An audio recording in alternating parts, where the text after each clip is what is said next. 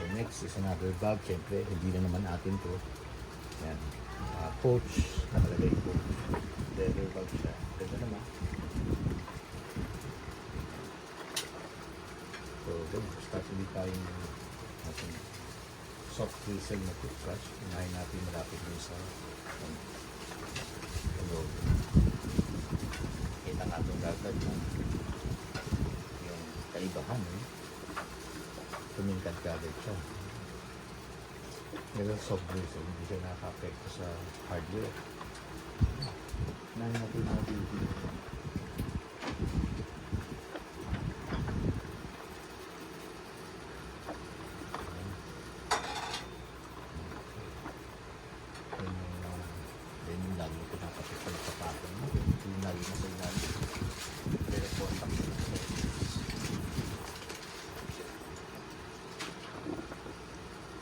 Reason bakit natin nalagyan itong layers para maprolong natin yung buhay niya.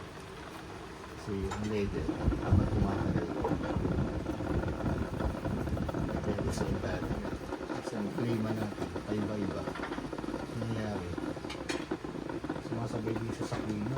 So pag may initan siya, nalalamigan, eventually bigla na naman magbabago yung consistency ng leather. Tigas. Tapos eventually, bibitak na. So, parang skin ng tao yun. So, pag hindi natin na ma-moisturize, nangyayari sa ating skin. Dry.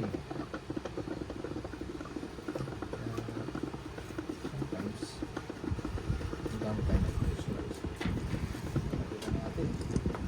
Laki ng pagkakaiba mula kanina. Ayan. Kanina ganito eh. Ayan. Ayan. Ngayon, yung harap, tingnan mo naman.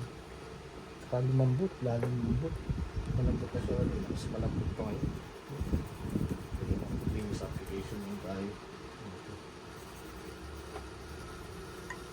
Mahal itong leather conditioner na to, pero worth it eh. Kaya kami resulta kagad upon application.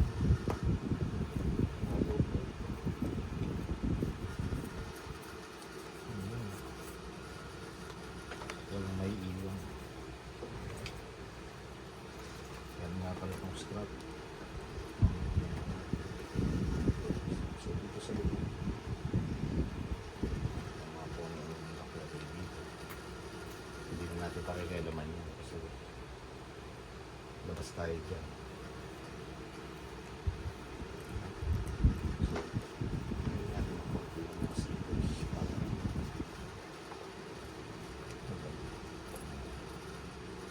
medyo madulas kasi itong mga kamay natin.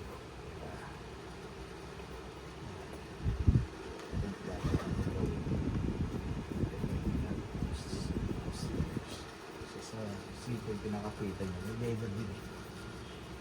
Pagaling din natin ito. Mga loob.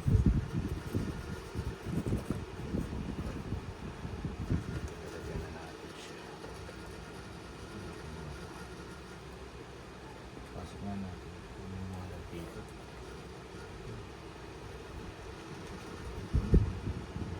Ito pa yata yung nahanap ko. Panglagay sa rayuma. Rayuma natin. Lagay na natin ang optimum condition yun. Natin siya. Absorb. Toy! Pulutin.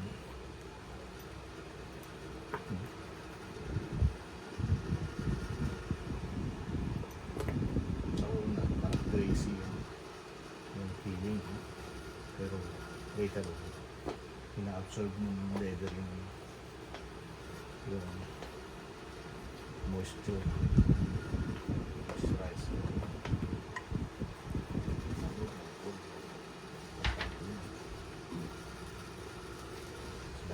Harapan. Grabe, lumambot ng gusto.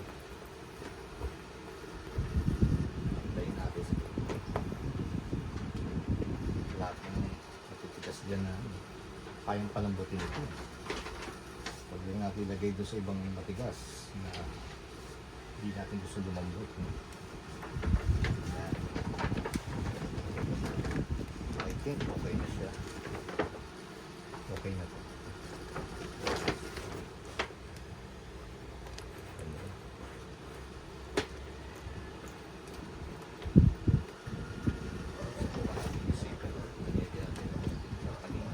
Malaban siya. Ngayon tingnan natin. Ayan. Tingnan natin ang pampadulas yun. Pasok-pasok na. So, over time, ganyan talaga nangyayari dyan. Kailangan talaga yun.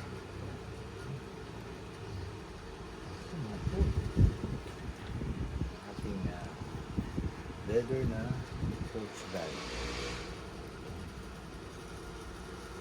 High quality leather.